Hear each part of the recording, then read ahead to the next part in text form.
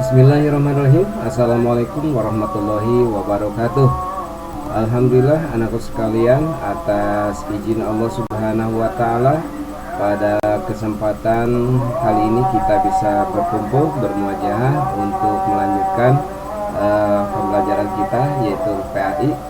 Yang alhamdulillah pada kesempatan hari ini setelahnya kita berdoa kemudian membaca Al-Quran, dan alhamdulillah ternyata pada kesempatan ini tidak ada yang tidak hadir, artian hadir semua. Mudah-mudahan kehadiran 100% ini bisa berlanjut di pertemuan-pertemuan berikutnya.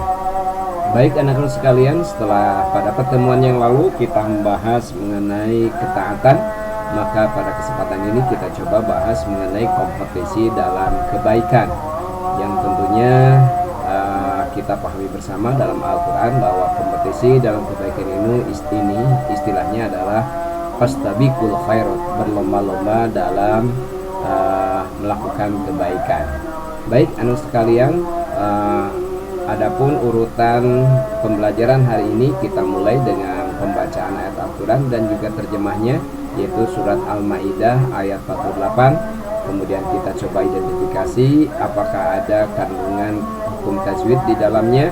Kemudian kita juga coba artikan ayat tersebut supaya kita paham. Kemudian kita coba lihat apakah dalam Al-Quran surat Al-Maidah tersebut ada kandungan asbabun nuzul enggak.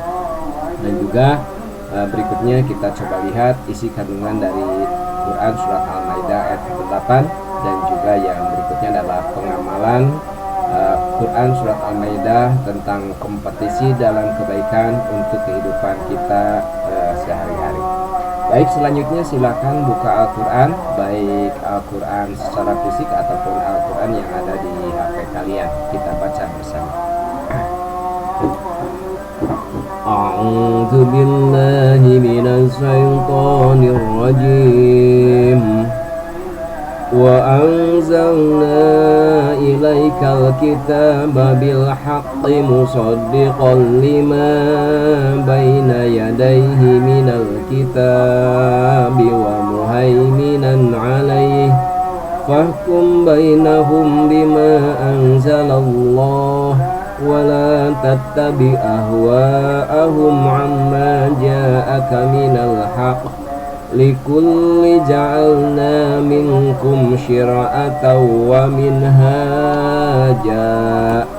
ولو شاء الله لجعلكم أمة واحدة ولكن ليبلوكم فيما آتاكم فاستبقوا الخيرات إلى الله مرجعكم جميعا فَيُنَبِّئُكُمْ بِمَا كُنْتُمْ فِيهِ تَخْتَلِفُونَ. Kami telah menurunkan kitab suci Al-Quran kepadamu Nabi Muhammad dengan membawa kebenaran sebagai pembenar kitab-kitab yang diturunkan sebelumnya dan sebagai penjaganya, acuan kebenaran terhadapnya. Maka putuskanlah perkara yang mereka menurut aturan yang diturunkan Allah Subhanahu wa taala, dan janganlah mereka atau janganlah engkau mengikuti hawa nafsu mereka dengan meninggalkan kebenaran yang telah datang kepadamu. Untuk setiap umat di antara kamu kami berikan aturan-aturan dan jalan yang benar atau jalan yang terang.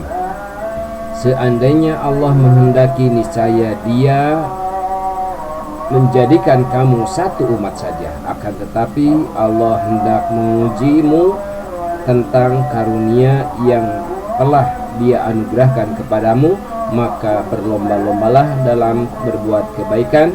Hanya kepada Allah kamu semua kembali. Dia memberitahukan kepadamu apa yang selama ini telah kamu perselisihkan.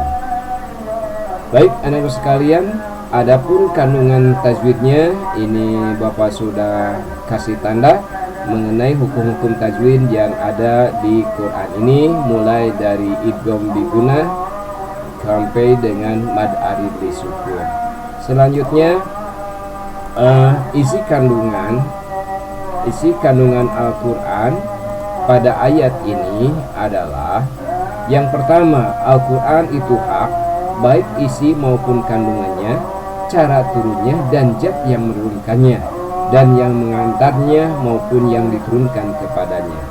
Kemudian Al-Quran bukan hanya membenarkan kitab suci sebelumnya, tapi juga menjadi batu ujian atau tolak ukur kebenaran, saksi kebenaran dari kesalahan kitab-kitab sebelumnya. Sebab itu, putuskanlah perkara sesuai petunjuk Allah dan jangan sampai mengikuti hawa nafsu mereka. Kemudian, bagi setiap umat ada kiblatnya tersendiri sesuai kecenderungan atau keyakinan masing-masing. Kalaulah mereka dengan mengarah kiblat itu bertujuan untuk mencapai kebajikan, maka kita sebagai umat Islam hendaklah berlomba-lomba dalam kebajikan, bahkan melebihi mereka. Dan yang berikutnya adalah melalui ayat ini umat Islam harus giat melakukan segala bentuk kebajikan seperti sholat, menuntut ilmu, peduli kepada sesama, menebarkan kedamaian, berprestasi maksimal dalam bekerja, santun bertutur kata, dan selalu memberikan nasihat yang terbaik.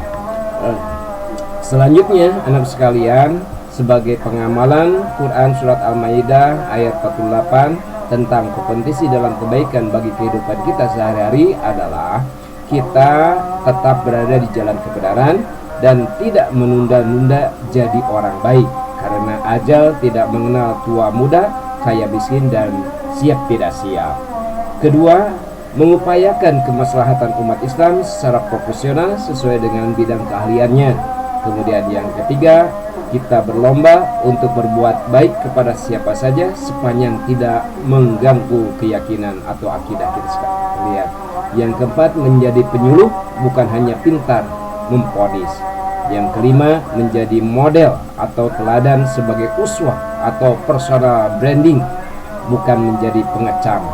Dan yang berikutnya, menjadi bagian dari solusi, bukan bagian dari masalah. Anak-anak sekalian yang Bapak cintai dan Bapak banggakan, itu pertemuan kita, bahasan kita kali ini. Selanjutnya kalian diskusikan dari permasalahan-permasalahan yang ada di tentang kompetisi dalam kebaikan ini, dan juga aplikasinya dalam kehidupan sehari-hari. Nanti di akhir pertemuan kita lakukan evaluasi. Itu saja yang bisa Bapak sampaikan. Mudah-mudahan menjadi dasar pemikiran kita untuk melakukan aktivitas berikutnya. Sekian, aqulu qouli hadza wa astaghfirullahi wa lakum. Wassalamualaikum warahmatullahi wabarakatuh.